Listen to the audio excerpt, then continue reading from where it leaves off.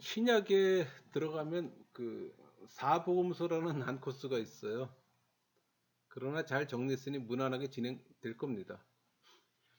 성경의 장을 역사순으로 보면은 사복음서를 동시에 읽는 겁니다. 그러니까 성경 전체 흐름을 한눈에 꿰뚫게 하며 또 역사 속에서 일하시는 예수님의 행적이 생생해요. 그러니까 성경이 입체적으로 보이는 겁니다. 그러니까 사복음서 연대기는 그 누가복음을 기준으로 했어요. 그러니까 누가복음은 연대적으로 잘 정리되어 있기 때문에. 그 반면에 마태복음은 주제별로 기록되었기에 순서를 무시했어요. 그래서 뒤죽박죽입니다. 그 마태복음은 예수님의 족보 및 탄생으로 시작하고 마가복음은 예수님이 세례 받으시는 장면으로 시작하는데 반해 누가복음은 세례 요한의 출생으로부터 시작합니다. 그러니까 누가복음은 예수님을 인자로 묘사하며 또 이방인들에게 믿음을 갖게 하기 위해 또 예수님의 생애를 기록했어요. 특별히 그리스도는 하나님인 동시에 인간이시다라는 이 사실을 밝힘으로써 죄인에 대한 구주가 되시기에 부족함이 없음을 또 보여주고 있습니다. 그래서 다른 복음서보다 그리스도의 인성과 감정 묘사에 대한 표현이 많아요. 그로 인해 예수님의 사역과 또 교훈을 쉽게 또 이해할 수 있도록 구체적으로 표현되어 있고, 누가복음 1장 세례 요한의 출생. 그러니까 누가가 예수님과 관련된 그 모든 일을 근원부터 자세히 살폈음을 그 3절에서 언급되어 있어요. 그러니까 헤롯이 분봉왕으로 있을 때 제사장 샤가랴와 그의 아내 엘리사벳은 나이가 많이 늙었잖아요. 그 가브리엘 천사로부터 아들을 낳을 것을 또 예고받고 잉태해서 6달이 되었을 때 그 요셉과 정혼한 그 마리아는 가브리엘 천사로부터 또 성령으로 잉태해 예수님 낳을 것을 또 예고받고 주를 찬양합니다. 또 마침내 엘리사벳이 아이를 낳고 요한이라고 이름 지었으며 또 사가랴는 또 성령 충분으로 예언합니다. 병행장이 이제 요한복음 1장에 그리스도의 신성과 선제성, 세례 요한의 그리스도 증거 1장부터 18절까지이죠. 그러니까 예수 그리스도의 신성과 이 선제성에 대한 증거와 이 세례 요한은 그리스도를 증언하러 온 자며 또 참빛인 예수님을 드러냅니다. 누가복음 2장 예수님의 탄생 1절부터 38절까지이죠. 그건 마리아는 가이사 아구스도 명에 따라 또 베들레헴으로 호족하러 올라가 또 구유에서 예수님을 출산하고 목자들은 또 아기 예수님을 찾아와 또 하나님께 영광 돌립니다. 그리고 시몬은 성전에서 아기 예수를 안고 또 하나님을 찬송해요. 그 예수 그리스도는 영원전부터 하나님과 함께 계셨는데 성육신 하시어 세상에 오셨어요. 인카네이션이죠. 그러니까 마태복음은 예수님을 왕으로 묘사해요. 근데 만왕의 왕 대신 예수 그리스도의 출현을 나타내는 족보와 탄생 그 경위가 먼저 기록되어 있습니다. 그러니까 공생애를 시작하기 앞서 세례를 받고 이 광야의 시험을 물리친 예수님은 또 회개하라 천국이 가까워왔느라는 그 메시지로 시작합니다. 그래서 뭐 산상수훈과 여러 가지 그 교훈과 이적 그리고 병 고치는 역사를 베풀면서 천국 복음을 전파해요. 마태복음 1장 예수님의 족보와 탄생 과정. 그러니까 마태복음은 예수 그리스도의 족보로부터 시작합니다. 그러니까 예수님은 아브라함과 다윗의 자손으로 그 모친 마리아가 요셉과 정혼하고 성령으로 잉태되어 탄생합니다.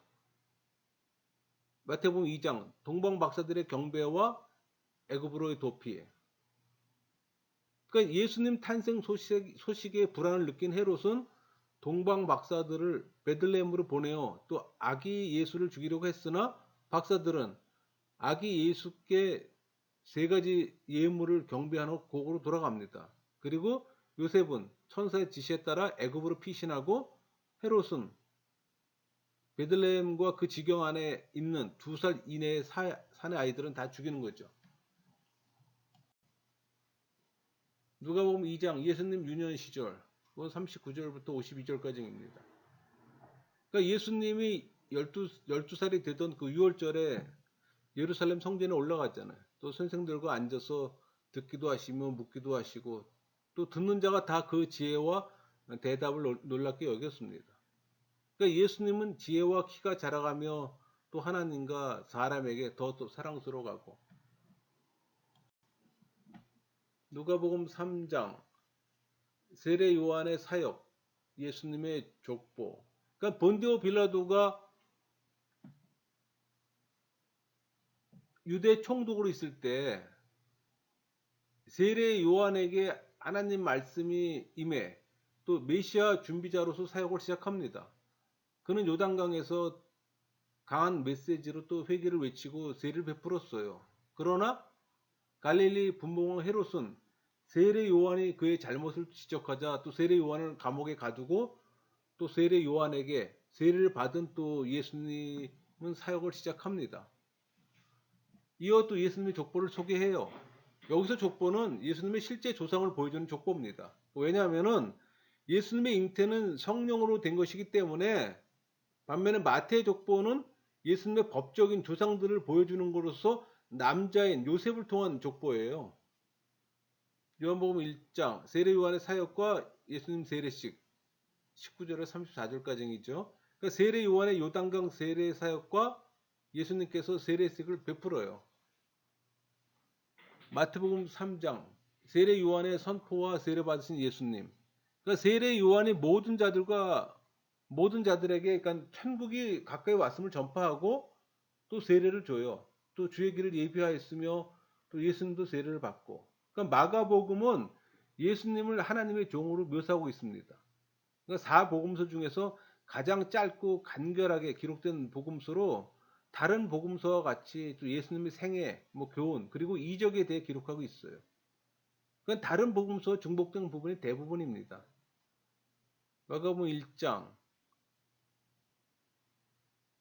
세례 요한의 증거와 예수님 사역의 준비. 그러니까 예수님은 세례 요한에게 세례를 받고 또 광야에서 시험을 받은 후 갈릴리에 와서 또 복음을 전파하세요. 이어 시몬과 그 형제 안드레, 야고보와 그 형제 요한을 부르시고 또 가버나움에 들어가 귀신을 쫓아보내고 또 베드로의 장모의 열병과 또 많은 병자들을 고칩니다. 누가복음 4장 공생의 시작 갈릴리 전도 사역.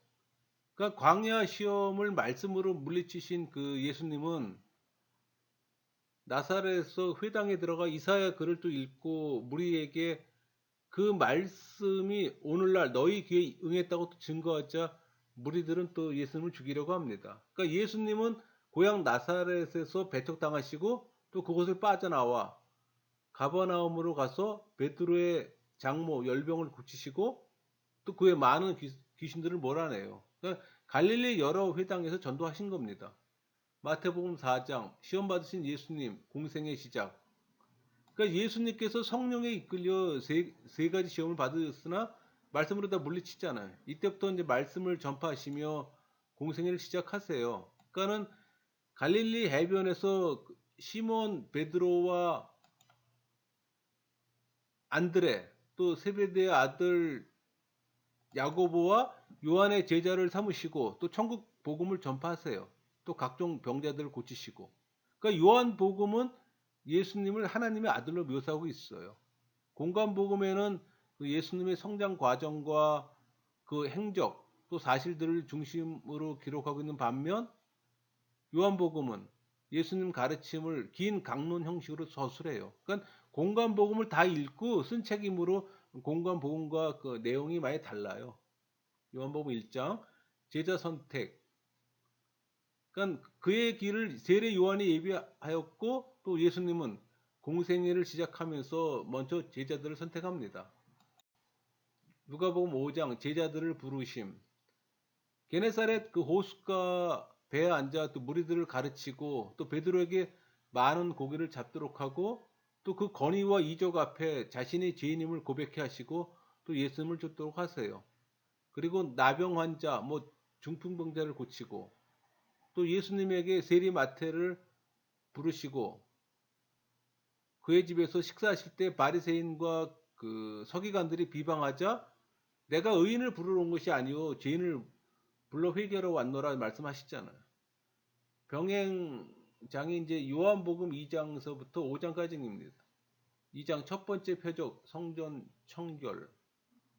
그러니까 예수님께서는 갈릴리 가나 혼인잔치에 물로 또 포도주를 만드는 첫 번째 이적을 베푸세요. 그리고 예수님은 6월절 가까이 오자 또 예루살렘에 올라가 또 성전을 정결케 하시고 또 밤중에 예수님을 찾아온 니고데모와의 대화를 통해 거듭남이 무엇인지 또 알려주시고 또 하나님이 세상을 사랑하셔서 독생자 예수를 보내주셨음을 또 증거하십니다. 그 후에 유대 땅에 가서 세례를 줄 때 세례 요한은 또 예수님에 대해 다시 증거합니다. 그러니까 예수님께서 갈릴리 제자들과 함께 갈릴리로 가는 도중에 사마리아 수가성에서 또 물깃는 여인에게 또 영원한 생수에 대해 가르치고 또 이후에 갈릴리에 도착해 왕의 신의 아들을 살리세요. 그리고 그 예루살렘에 올라가 그 베데스다 연못에서 38년 된 병자를 치유하고 또 그런데 그날이 안식일이었기 때문에 그 유대인들의 반발을 일으킵니다. 또 예수님께서 자신이 하나님의 아들이심을 증거하자 또 유대인들은 예수님을 더 죽이려고 하고 누가복음 6장 안식일 논쟁, 열두 제자 선택, 산상수훈. 그러니까 예수님께서 바리새인들에게 안식일의 참뜻과 자신이 안식일의 주인임을 또 말씀하세요. 또 열두 제자를 사도로 세우시고 또 무리들에게 새 교훈을 또 말씀하십니다. 그러니까 6장 20절에서 그 49절까지 산상수훈입니다. 그러니까 병행장이 마태복음 12장 안식일 논쟁 병고침 논쟁 문제 뭐 바리새인에 대한 경고 1절에서 21절까지이죠. 그러니까 예수님을 모함하려는 이 바리새인들은 안식일 문제로 예수님을 공격해요. 예수님은 또 안식일의 참뜻을 말하고 또 한편 그 손 마른 자와 눈 멀고 말 못하는 자를 또 고쳐주고 또 표적을 구하는 서기관과 바리새인들에게 또 요나의 표적을 말씀하세요.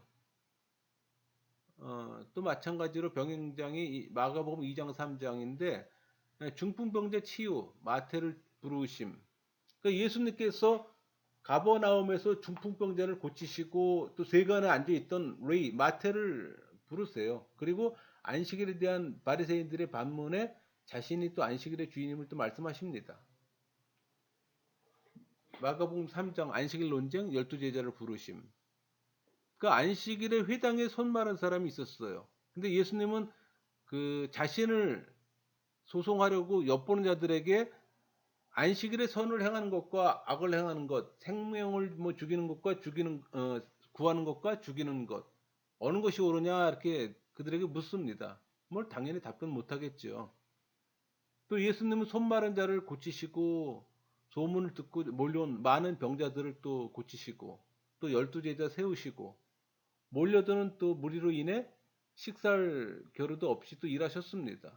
이 예수님께서 놀라운 이적을 또 행하시고 그들로서는 당시 생각지도 못했던 천국 복음을 전파하자 또 예수님 가족들은 예수님이 미셨다고 해요. 그들의 이제 영적 수준을 보여주는 건데 또 서기관들은 예수님이 귀신의 힘을 또 빌어서 귀신을 쫓았다고 합니다.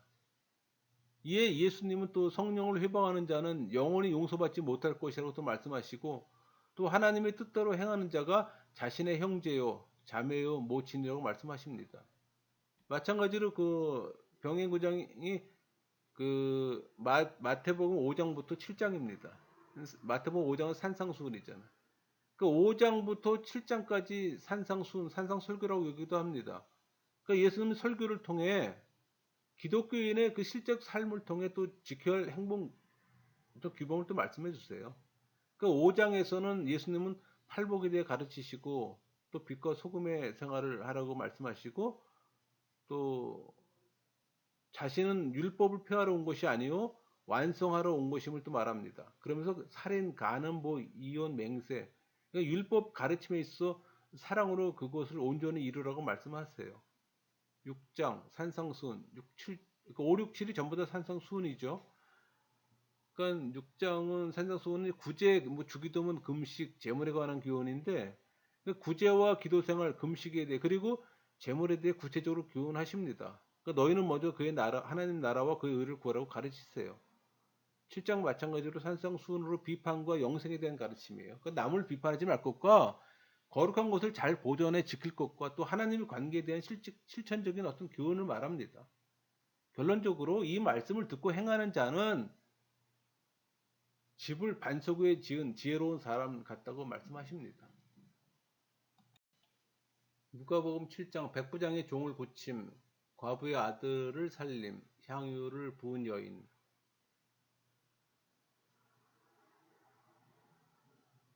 그러니까 예수님은 가버나움에서 로마 군대 장교인 그 백부장의 종을 또 고칩니다. 그러니까 이것은 예수님의 하나님 나라 전파 사역이 유대인 중심에서 점차 이방인에게로 확산되어 가고 있음을 보여줘요. 또 나인성에서 과부 아들을 살리잖아요. 또 이 사건을 통해 예수님께서는 말씀 한마디로 죽은 자를 살려주심으로 인간의 생사 화복을 주관하시는 또 하나님 아들 되심을 또 증거합니다. 또 이 사건은 예수님께서 장차 죽음을 정복하고 부활하실 뿐만 아니라 무성도들도 종말에 다시금 부활하게 될 것을 또 예표해 주는 사건이에요. 그러니까 이로 인해 예수님의 소문은 온 유대와 사망에 퍼집니다. 그러니까 세례 요한은 제자를 예수님께 보내어 메시아인지를 알아보도록 하였고 또 예수님은 그들에게 대답한 후 세례 요한에 대해 여자가 낳은 자 중 요한보다 큰 이가 없도다고 말씀하세요. 그러나 하나님 나라에서는 극히 작은 자라도 그보다 큰 이라고 또 말씀하시고 그 어느 날 예수님께서 바리새인 집에 있을 때 한 여자가 예수님께 나와 눈물로 그 발을 적시고 향유를 붓잖아요. 근데 예수님께서 그 여자의 죄를 사해 주시고 내 믿음이 너를 구원하였으니 평안히 가라 또 말씀하십니다. 병행장이 그 마태복음 11장 세례 요한과 예수님의 저주와 권유. 그 감옥에 갇힌 세례 요한의 메시아에 대한 질문을 받으시고 너희가 가서 듣고 보는 걸 고하되 맹인이 보며 안진뱅이가 걸으며 뭐 나병 환자가 깨끗함을 받고 못 듣는 자가 듣고 죽은 자가 살아나고 가난한 자에게 복음이 전파된다고 하라고 말씀하세요. 그리고 권능을 많이 베풀었으나 회개치 않은 이 고라신과 벳세다를 또 책망하시고 하나님께 감사를 드립니다. 같은 마태복음 8장 이것도 같은 병행장인데 오히려 8장보다 11장이 더 앞서 있잖아요. 그 얘기는 이제 마태복음은 그 주제별로 그 해놓은 거지 연대적으로 기록해 놓은 게 아니라는 사실을 또 보여주는 겁니다. 그러니까 8장 병자를 고친 바다를 잔잔케 함 귀신을 쫓아냄. 그 산에서 내려오신 예수님은 나병 환자와 백부장 하인의 중풍병 또 베드로 장모의 또 열병을 고치는 이적을 베풀어요. 또 자신을 따르는 자가 가져야 할 각오를 또 말씀하신 후에 또 갈릴리 바다를 잔잔케 하는 이적을 베풉니다. 그리고 가다라 지방에서 귀신을 쫓아내시고 즉 예수님은 육체적 정신적 질병을 고치시고 자연을 다스리는 그 초자연적 기적을 베푼 겁니다. 누가복음 8장 씨 뿌리는 비유, 풍랑을 다스리는 권능, 병자를 고치심. 그러니까 씨 뿌리는 비유를 말씀하시는데 이 비유는 씨 뿌리는 자도 하나고 또 뿌리는 씨도 똑같은 것인데 각기 밭에 따라서 그 결과가 다르다는 겁니다. 그러니까 말씀을 받는 심성이 다 다르다는 얘기예요. 그러니까 예수님께서는 동일한 복음을 전하지만 듣는 자에 따라 각각 다른 열매를 맺어요. 또 등불의 비유를 말씀하시는데 이 빛은 사물을 밝게 해주거나 드러내는 역할을 하는 것처럼 빛된 생활을 하라고 교훈하십니다. 또 하루는 제자들과 배를 타고 가시다가 또 풍랑을 만나죠. 또 그걸 잠잠케 하시고 군대 귀신 들린 자의 귀신을 쫓아내시고 또 회당장 야이로의 딸을 고치시고 또 그의 집에 가는 도중 12해 동안 혈루증을 앓던 여인을 또 고치시고 죽은 또 야이로의 딸도 살리십니다. 병행장이 마태복음 13장 천국에 관한 비유들과 나사렛에서의 배척. 그러니까 바닷가에 앉은 예수님은 씨 뿌린 비유와 가라지, 겨자씨, 누룩, 감추인 보화 이런 비유들을 말씀하시고 고향으로 돌아가 회당에서 가르쳤으나 또 배척당합니다. 또 마찬가지로 마태복음 8장 병자를 고치심, 또 바다를 잔잔케 하고 귀신을 쫓아냄. 그러니까 마태복음 8장은 14절에서 34절까지 내용입니다. 그러니까 산에서 내려오신 예수님은 나병 환자와 백부장 하인, 중풍병자와 베드로 장모 열병을 고치는 이적을 베풀고 또 자신을 따르는 자가 가져야 할 각오를 말씀한 후에 또 갈릴리 바다를 잔잔케 하는 이적을 베푸십니다. 그리고 가다라 지방에서 귀신을 쫓아내고 예수님은 또 육체적 정신적 질병을 고치시고 또 자연을 다스리는 또 기적을 베푸십니다. 마태복음 9장 마태를 부름, 죽은 소녀를 살림, 소경과 벙어리를 고침. 그러니까 중풍병자를 고치신 예수님은 세간에 앉아있던 마태를 부르시고 또 회당장의 딸을 살리시고 또 열두의 혈루증을 앓던 여인을 고치시고 또 맹인과 말 못하는 사람을 고치시고 또 천국 복음을 전파합니다. 마가복음 4장 5장 씨 뿌리는 비유. 그러니까 바닷가에 앉은 예수님은 씨 뿌리는 비유를 말씀하시고 날이 저물 때 또 바다를 잔잔케 하십니다. 또 예수님께서 거라사 지방에서 군대 귀신 들린 자를 고치시고 또 12회 혈루증 앓던 여인을 고치시고 또 회당장 야이로의 딸을 살리세요. 그러니까 지금 이렇게 그 사복음서에 그 연대기 안에 같이 들어와 있는 내용들을 같이 묶어 놓으니까는 동일한 내용들이 또 다시 반복되는 모습을 보이죠, 우리가. 한꺼번에 보는 게 좀 오히려 쉽게 이해하는 데 도움이 될 겁니다. 따로따로 놓게 되면은 이게 분산돼 갖고서 혼란스러워요.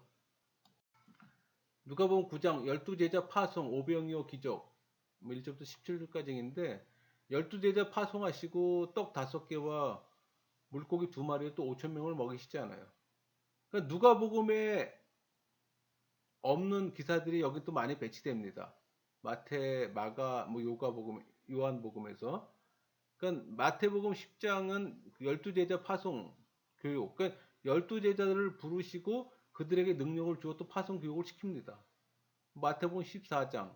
그러니까 세례 요한의 죽음, 오병이어 기적. 그러니까 세례 요한은 헤로디아 딸의 소원을 위해 헤로데에게 죽임을 당해요. 그러니까 세례 요한 죽음의 소식을 들은 예수님은 또 배를 타고 따로 빈들에 가시는데 그때 예수님의 소문을 들은 큰 무리가 또 따릅니다. 또 그들을 불쌍히 여긴 예수님은 병든 자를 또 고치시고 떡 5개와 물고기 2마리로 5천 명 또 먹이고 또 무리를 보낸 후에는 바다 위로 걸어가는 또 이적을 보이고 게네사렛에 도착합니다. 마가복음 6장 12제자 파송과 귀환, 그러니까 오병이어 무리를 걸으시고 치유 이적, 배적당하심. 그러니까 누가복음에 없는 기사입니다. 그러니까 예수님은 고향에서 배척받은 후 12제자를 둘씩 짝지어 파송해요. 또 제자들은 나가서 회개하라 전파하고 많은 귀신을 쫓아내며 또 많은 병자들을 고쳤고 또 예수님의 갈릴리 전도가 활발히 그 성공적으로 퍼지자 세례 요한의 능력으로 오해한 헤롯이 두려워해 또 세례 요한을 죽이게 된 동기를 또 밝히고 있어요. 그러니까 전도 여행에서 돌아온 제자들의 보고를 또 들으시고 오병이어 기적을 베푸시고 또 5천 명을 먹이시고 또 무리를 작별하시고 또 기도하러 산으로 올라갑니다. 그러니까 나중에 바다 위를 걸으면서 또 제자들에게 가세요. 요한복음 6장 오병이어 기적 무리를 걸으시는 이적 생명의 떡. 그러니까는 제가 항상 말씀드렸지만은 요한복음은 공간복음을 다 읽고 나서 쓴 책이기 때문에 겹치는 부분이 별로 없어요. 요한복음은 가장 늦게 쓴 책이잖아요.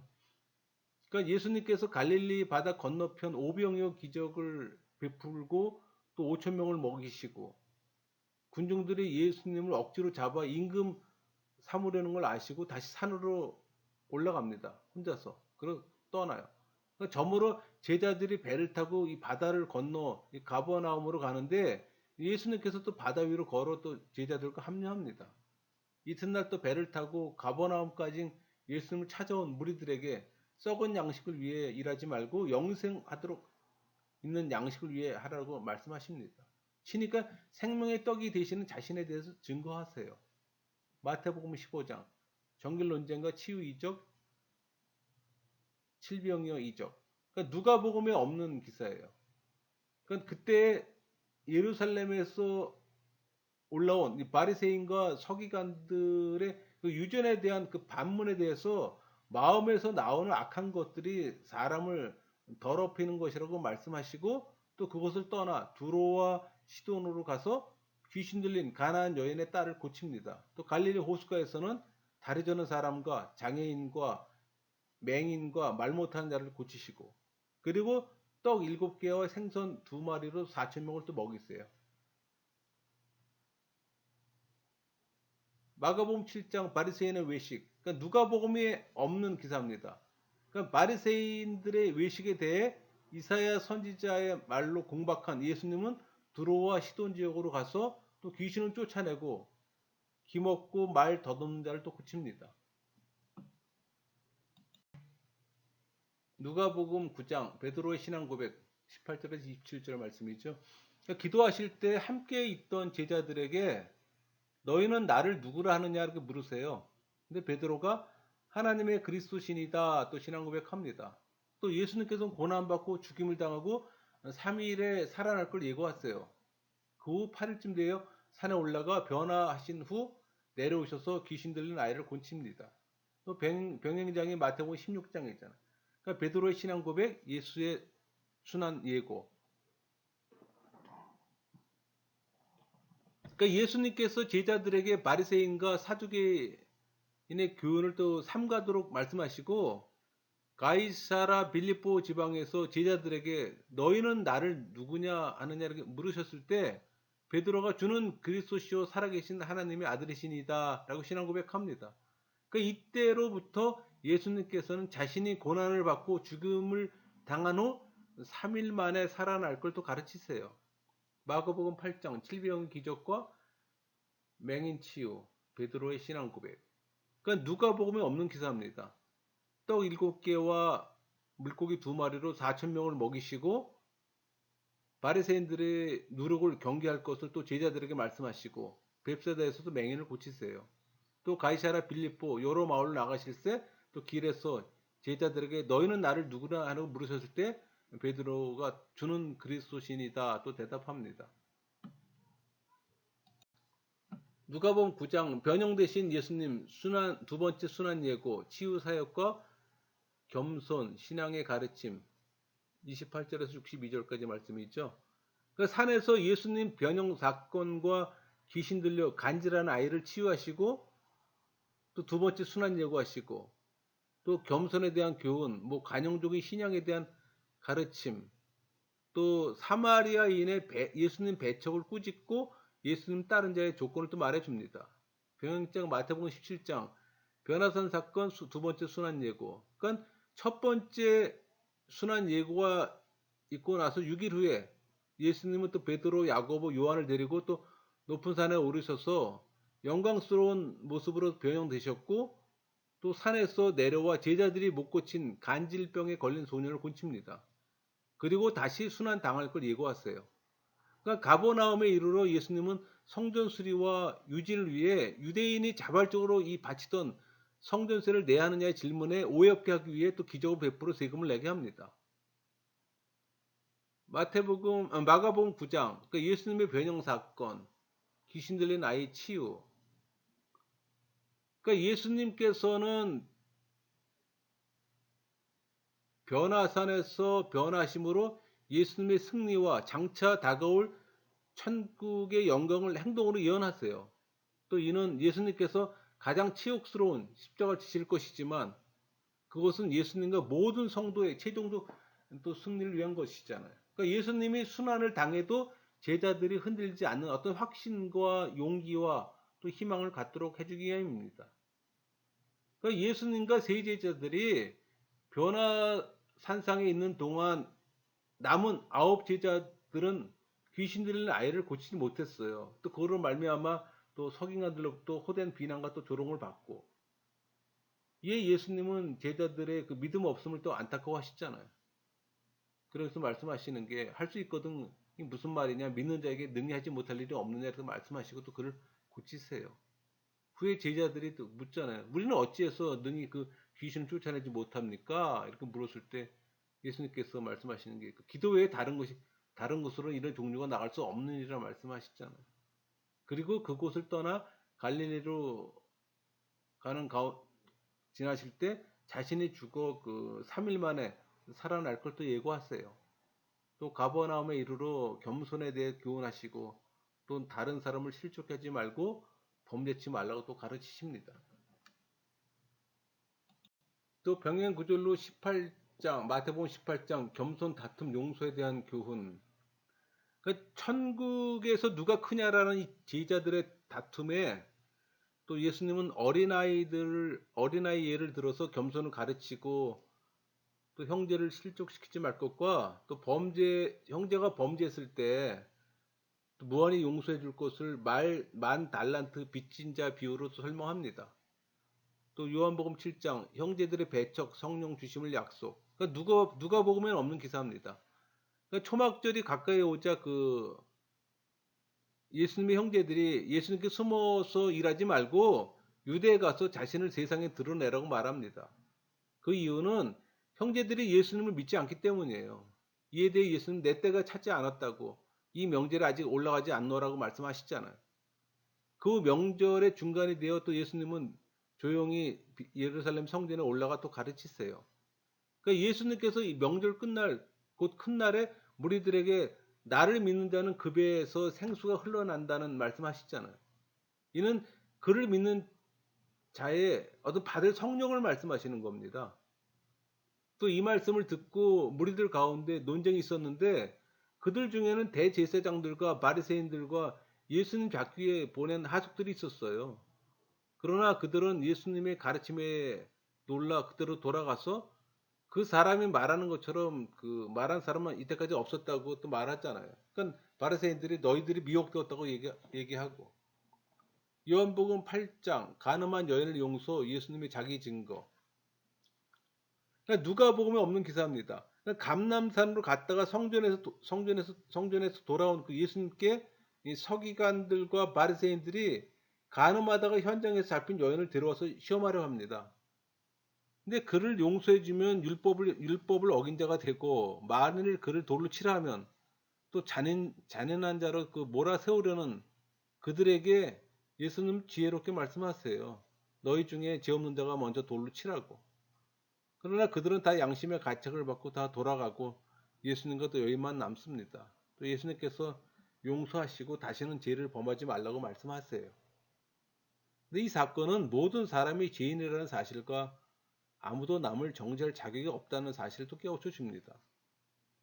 그 후에 예수님께서 자신이 세상의 빛이라고 말씀하시며 또 하나님께로부터 보내심을 받은 메시아임을 증거하시고 또 이를 믿는 자에게 진리가 너희를 자유케 하리라고 선포합니다.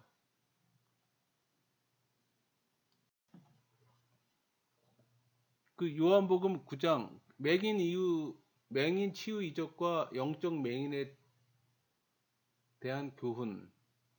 그러니까 누가복음에는 없는 기사잖아요. 그러니까 8장에서 자신이 세상의 빛이라고 말씀하셨던 예수님께서 길 가시다가 날 때부터 맹인된 자를 또 만나 고쳐주세요.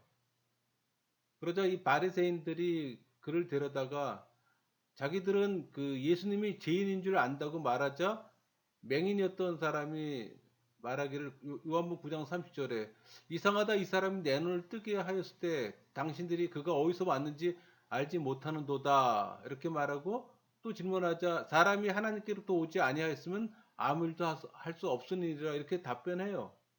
이 사건을 통해 우리는 그 육적으로 소경이었던 자가 육적으로 눈을 뜨면서 영적인 눈도 함께 뜨게 된 것을 알 수가 있어요. 그러니까 하나님께서는 세상에 미련한 것들을 택하사 또 지혜 있는 자들을 부끄럽게 하시는 걸 알 수 있어요.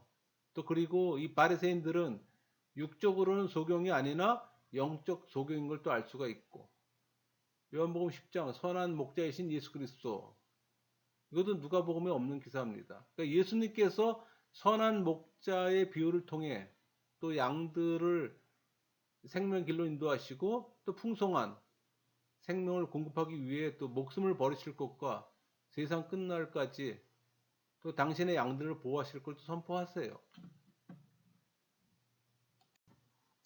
누가복음 10장 70 제자 파송, 선한 사마리아인 비유. 그러니까 예수님께서 70인을 세워서 둘씩 전도 사역을 맡겨서 또 각처에 파송해요. 또 그들은 기쁨으로 돌아와서 주의 이름을 대면 귀신들도 자신에게 항복하더라고도 보고하고, 이때 예수님께서 말씀하시기를 귀신들이 너에게 항복하는 걸 기뻐하지 말고 너의 이름이 하늘에 기록된 걸 기뻐하라고 말씀하시잖아요. 또 이어서 영생에 대한 어떤 율법사의 그 시험적 질문에 대한 그 예수님은 선한 사마리아인의 비유를 들어 대답하시고 또 마르다 집에 머무세요. 또 누가복음 11장 기도에 대한 교훈, 바리새인의 외식 지적. 그러니까 예수님께서 기도에 대해서 묻는 제자들에게 또 올바른 기도 자세를 교훈하세요.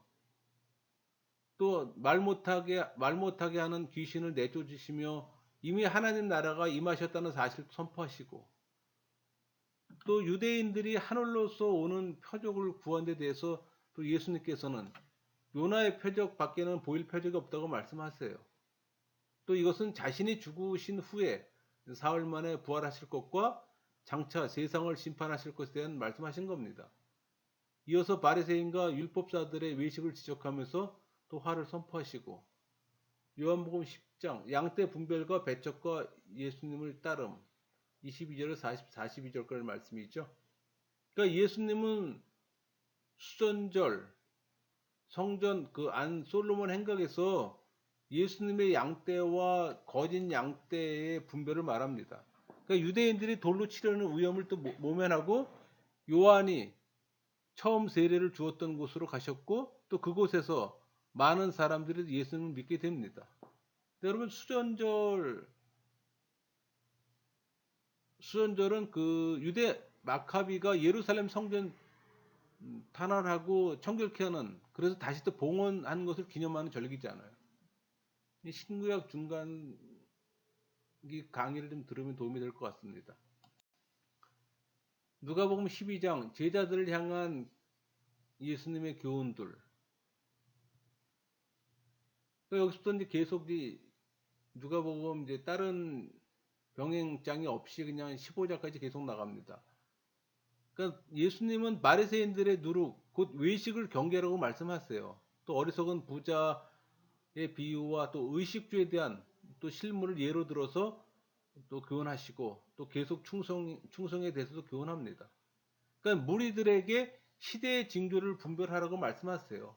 곧 천기를 분별하듯이 종말의 징조들을 보고 재림의 때가 가까웠음을 또 분별하고 하나님의 진노의 심판을 당하기 전에 회개하고 빨리 하나님과 화해하라고 촉구합니다.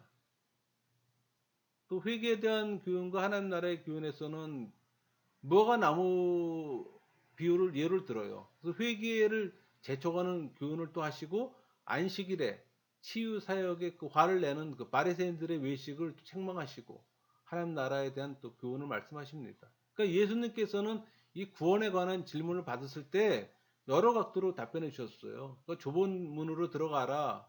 뭐 한번 문을 닫은 후에는 뭐 구원받지 못한다라는 거라든가 위선을 뭐 행악하는 자들 말씀하시고, 또 예수님께서는 그 나중된 자로서 먼저 될 자가 있고 먼저 된 자로 나중될 자가 있다고 또 말씀하십니다. 이때 이제 헤롯이 예수님을 죽이려고 하는 거예요. 예수님은 자신이 또 순교 당할 것과 멸망할 예루살렘을 향해 또 탄식하십니다.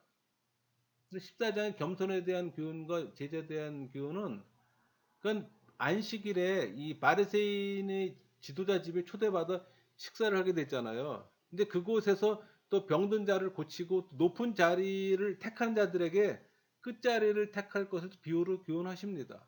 그리고 길 갈 때 제자가 가져야 할 자세를 또 말씀하시고, 또 15장 잃은 것에 대한 비유.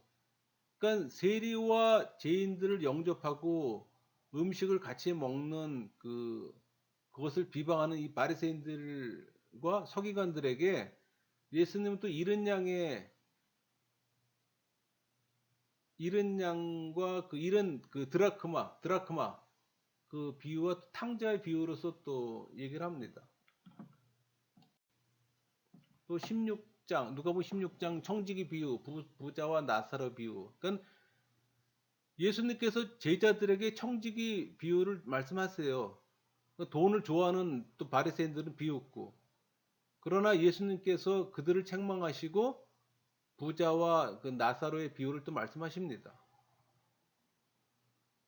또 누가복음 17장 용서와 무익한 종의 비유. 그러니까 형제가 회개하면 하루 7번이라도 용서하라고 말씀하세요. 또 감사에 대한 교훈도 말씀하시고. 요한복음 11장 나사로를 살리심, 예수님 살해의 모의. 그러니까 나사로의 병든 소식을 들은 예수님은 이틀을 더 머문 후에 우리 친구 나사로가 잠들었으니 깨우러 가자고 말씀하시자 또 제자들은 그 뜻을 잘 이해하지 못했어요. 또 예수님께서 이 베다니 나사로 집에 도착해 보니 나사로가 무덤에 있는지 이미 나흘이나 되었죠.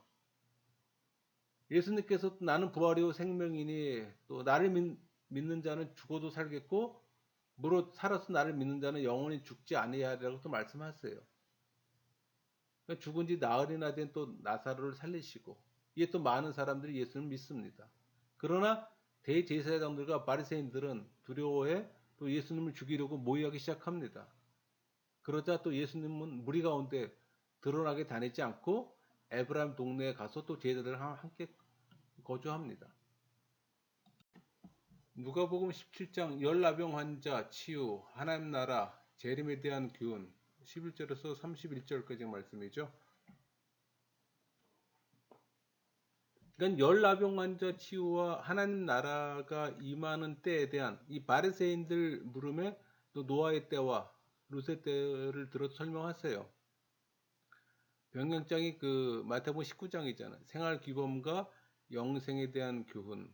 그러니까 갈릴리를 떠나 요단강 건너 그 유대 지경에 이른 예수님은 이혼 문제에 대한 그 바리새인들의 질문에 대답하고 또 독신에 대한 제자들의 질문에 대답해요.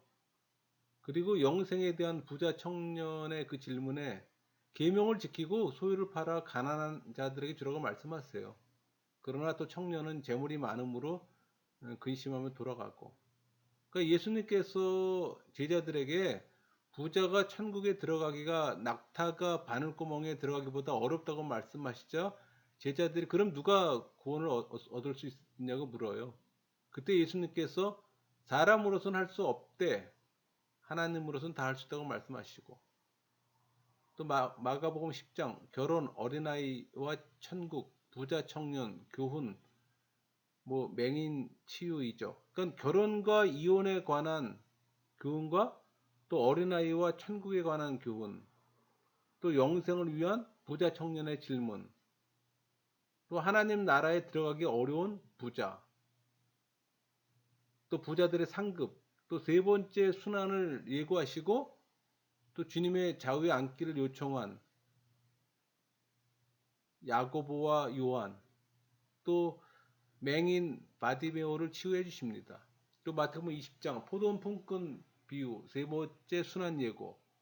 그러니까 천국이 마치 품꾼을 얻어 포도원에 보내는 집주인 같음을 비유로 말씀하세요. 그리고 예루살렘으로 올라갈 때 세 번째로 순환을 예고한 예수님은 세상적인 높은 지위를 바라는 야고보 형제에 대해서 또 조용히 훈계하시고,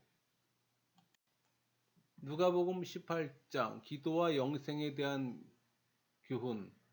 그러니까 항상 기도해야 할 것을 불의한 재판관과 과부의 비유, 또 바리새인과 세리의 기도 비유를 통해 말씀하세요.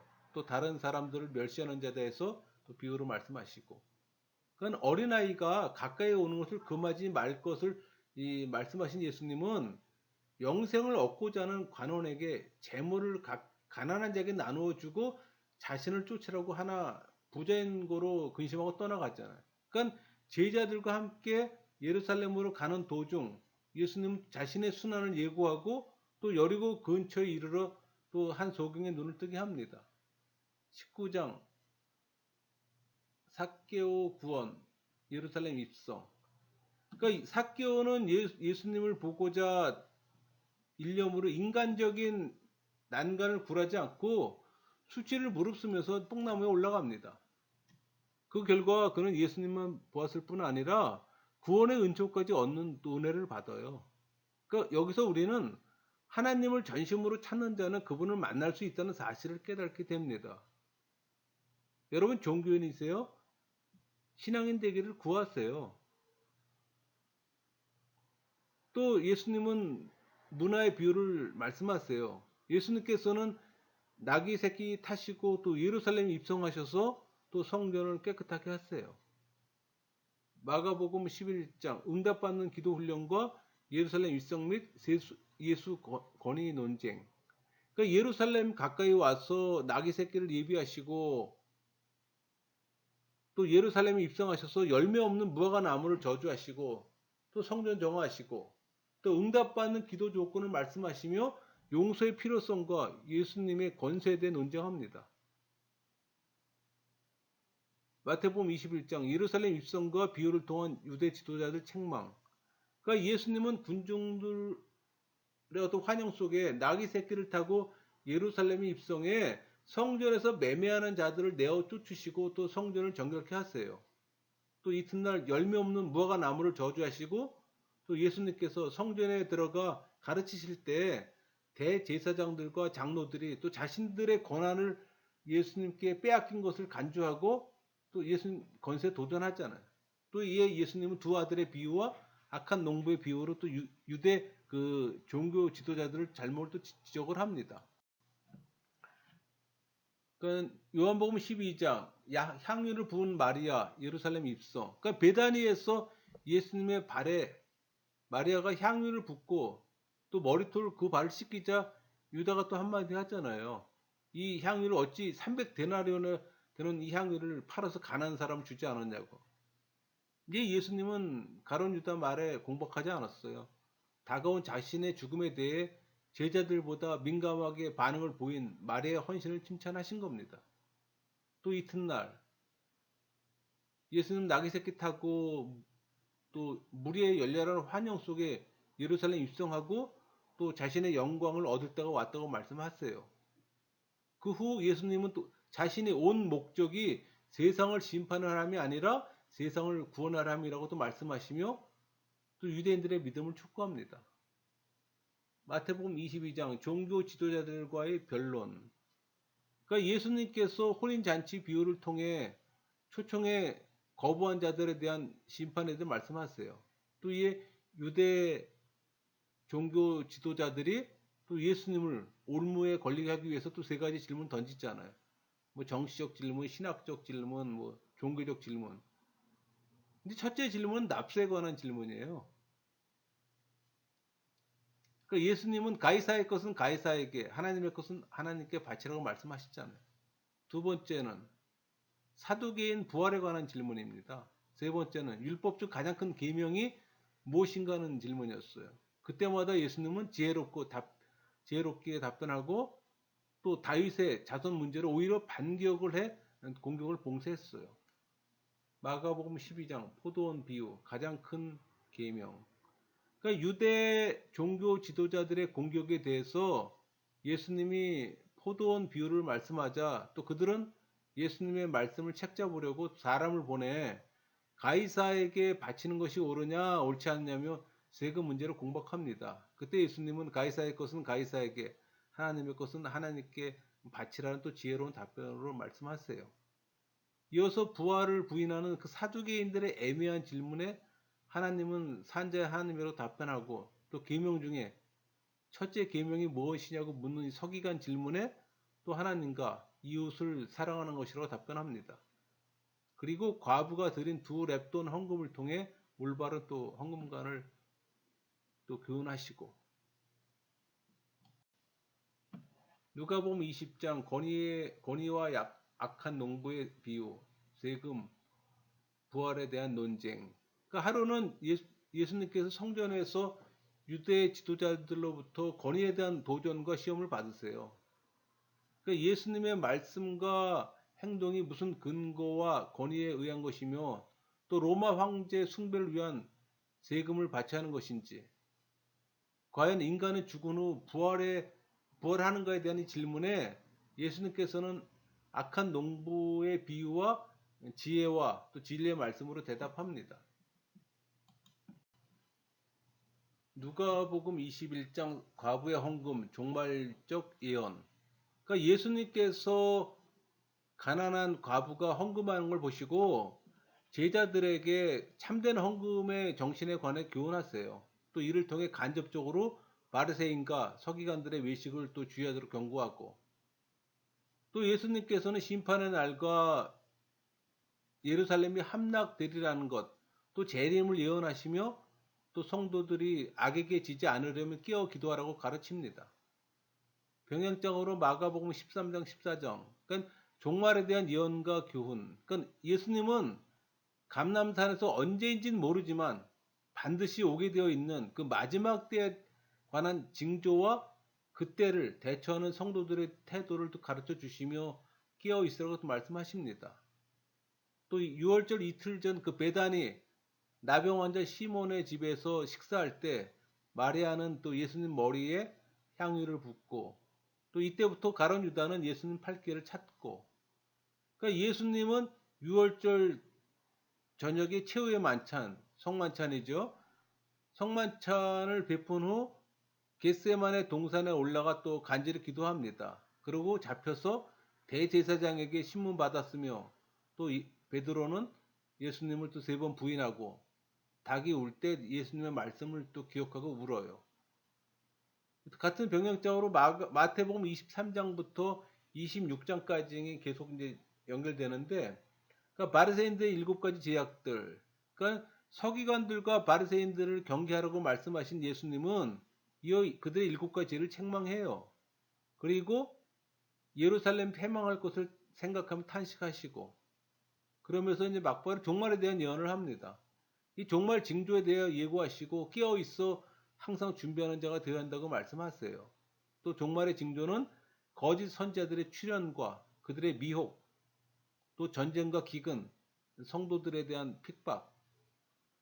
그러나 이러한 핍박이 나타나 있는 동안 천국 복음은 계속 전파돼 온 세상에 가득 차게 될 것인데, 그때야 비로소 세상 종말이 오게 된다는 겁니다.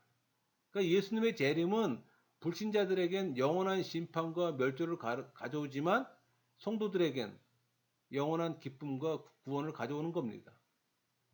또 종말을 대비하는 자들에 대한 비유는 예수님께서 세 가지 비유를 통해 말세 재림의 주를 맞이하기 위한 성도들의 생활 태도에 말씀하세요.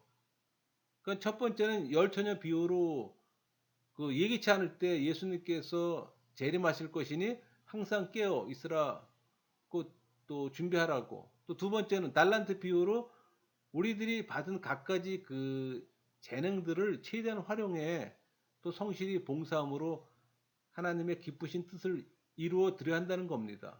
또 세 번째는 양과 염소의 비유로 최후 심판에 대해서 이야기하고 있어요. 또 마태복음 26장 순환 준비의 시작, 겟세마네 기도. 그러니까 종말에 대한 말씀을 마친 예수님은 자신이 십자가에 못 박히기 위해 팔릴 것을 또 예고합니다. 또 베단의 나병 환자 시몬의 집에 있을 때 한 여인이 비싼 향유를 또 예수님의 머리에 붓고, 가룟 유다는 또 예수님의 팔길을 또 찾아요. 그러니까 최후 만찬을 베푼 예수님은 또 감람산에 있는 겟세마네 동산에 올라가 또 십자가의 죽음을 앞두고 또 간절히 기도한 후에 잡힙니다. 그리고 또 대제사장 가야바시도 신문을 받고, 이때 베드로는 세 번 예수님을 부인하고 닭 울기 전에 세 번 부인하리라는 예수님 말씀이 또 생각나서 또 크게 통곡합니다. 누가복음 22장 최후의 만찬 체포된 예수 베드로의 부인. 가룟 유다의 배반과 최후의 만찬, 뭐 천국에서 큰 자에 대한 가르침, 뭐 베드로의 예수님 부인 예언, 겟세마네 기도, 뭐 예수님 체포, 세 번에 걸친 베드로 예수님 부인, 또 산헤드린에서 신문당하시는 예수님, 많은 사건이 전개됩니다. 이때 병행장이 요한복음 13장에서 18장까지예요. 그러니까 이제 요한복음에서는 이 부분을 좀 아주 디테일하게 이제 표현을 하는 거죠.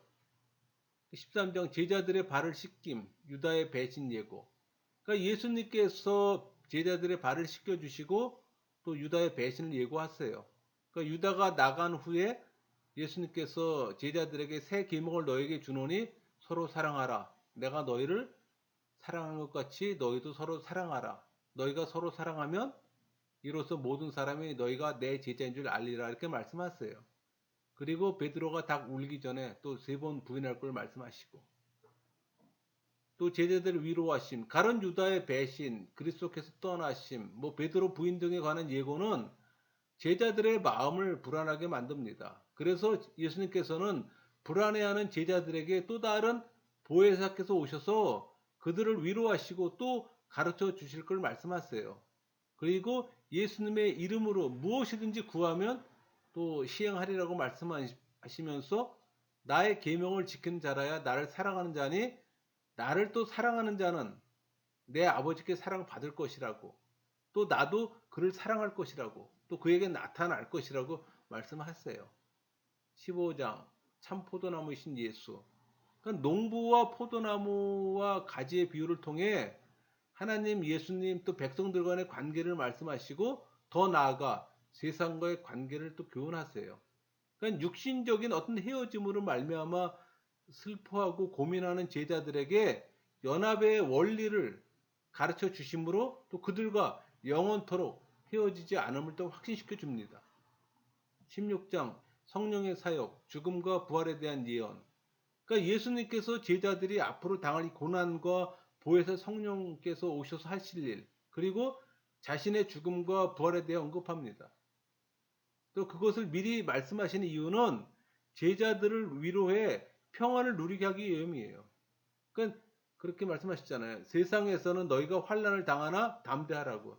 내가 세상을 이겼노라고 말씀하세요. 또 17장에 예수 그리스도의 중보기도. 그러니까 예수님께서 성부와 자신의 영광을 구하는 기도를 하시고 또 세상 중에서 제자들을 지켜주시도록 간구합니다. 그러니까 제자들로 말미암아 자신을 믿게 될 성도들의 신령한 연합을 위해 또 예수님이 기도하세요. 여러분 중보기도는 예수님만이 할 수 있는 겁니다. 인간이 할 수 있는 기도가 아니에요. 그 중보기도라는 말을 사용해서는 안 되는 겁니다. 오직 예수님만이 가능한 겁니다. 18장 체포 신문받음 베드로의 부인. 그러니까 예수님은 제자들과 함께 기드론 시대 그 건너편 겟세마네 동산으로 가셔서 그곳에 잡히세요. 그리고 대제사장 가야바의 장인 안나스에게 또 끌려가고 이때 베드로는 또 예수님의 뒤를 따라가 그 대제사장 집들에서 그 예수님을 세 번 부인하잖아요. 베드로가 제일 싫어하는 고기가 닭고기라 그랬잖아요. 또 싫어하는 숫자가 3이라는 숫자고. 누가복음 23장 재판 십자가의 처형. 그러니까 예수님께서 빌라도와 헤롯에게 신문 받으시고 또 빌라도의 사형 선고를 받으시고 또 십자가를 지시고 또 골고다를 향하신 후 십자가상의 두 강도와 또 대화 후에 못 박혀 죽으십니다. 그리고 또 장례가 이루어지고 또 병행장이 이제 요한복음 19장 사형 선고 받으심 순환과 장례. 그러니까 가야바에게서 빌라도에게 넘겨진 예수님은 또 채찍질 당하시고 또 가시로 만든 면류관을 머리에 쓰시고 또 자색옷을 입으시고는 군병들의 조롱을 또 당하세요. 그러니까 예수님은 백성들의 요구대로 그러니까 빌라도 선고에 따라 또 십자가형을 받습니다. 또 골고다라는 곳에서 또 죽으시고 또 요셉은 예수님을 장사해요. 마가복음 15장 재판과 십자가형. 그러니까 새벽에 예수님은 빌라도에게 넘겨줬고 빌라도의 석방 노력에도 불구하고 대제사장들의 충동질에 영향받은 이 무리들에 의해 십자가에 못 박혀 죽으시고 또 요셉이 장사를 합니다. 또 마태복음 27장 빌라도의 신문과 십자가. 그러니까 예수님은 빌라도 총독에게 넘겨져 재판을 받는데 빌라도는 또 백성들의 요구대로 사형을 내립니다. 또 사형이 결정된 예수님은 골고다 언덕에서 또 십자가에 매달려 일곱 마디의 말씀을 하시고 또 운명하세요. 또 예수님의 시체는 아리마대 사람 요셉에 의해 또 장사되고 누가복음 24장 부활 승천. 그러니까 예수님이 죽은 지 3일 만에 부활에 또 마리아와 제자들에게 나타나 말씀하시고 또 승천하세요. 병행장이 마가복음 16장, 마태복음 28장, 요한복음 20장, 요한복음 21장 쭉 돼 있는데 마가복음 16장 부활과 지상 대명령. 그 안식 후 첫날 새벽에 예수님 부활하시잖아요. 또 막달라 마리아와 제자들에게 나타나시고 또 제자들에게 복음 전파 사명을 주시고 또 부활 후 40일 만에 승천합니다. 또 마태복음 28장 부활. 안식 후 첫날 곧 십자가에 달려 돌아가신 지 사흘 만에 예수님 부활하십니다. 그 막달라 마리아와 다른 마리아 제자들에게 나타나셔서 모든 족속으로 제자를 삼으라고 명령하시고 세상 끝날까지 함께 하신다고 또 약속하십니다. 요한복음 20장 부활. 그 안식 후 첫날 새벽에 예수님 무덤을 찾아간 이 막달라 마리아는 돌이 무덤에 옮겨간 것을 보고 또 제자들에게 달려가 또 보고하고 또 베드로와 요한은 무덤으로 달려와 또 그걸 확인합니다. 그리고 집으로 돌아가요. 예수님의 시신이 없어진 까닭에 무덤 밖에 울고 있던 마리아에게 부활하신 예수님께서 나타났어요. 또 부활하신 예수님께서 제자들에게 나타나셔서 너희에게 평강이 있을지어다 라고 말씀하시며 또 손과 옆구리를 보여주세요. 그리고 제자들에게 아버지께서 나를 보내신 것 같이 나도 너희를 보내노라 말씀하시면서 성령을 받으라고 말씀하세요. 그러나 그 자리에 없었던 도마는 예수님의 부활을 또 의심합니다. 또 예수님께서 그에게도 나타나셔서 보지 못하고 믿는 자들은 복되도다 이렇게 말씀합니다. 요한복음 21장 제자들에게 나타나심 복음사역의 명령. 그러니까 시대에 빠져 다시 어부 생활로 돌아가 고기를 잡고 있던 제자들에게 나타나 베드로에게 내가 나를 사랑하느냐고 물으신 후 내 양을 먹이라 하는 사명을 주시고 또 베드로의 죽음을 또 예고하세요. 또 이렇게 해서 사복음서가 다 끝이 났습니다.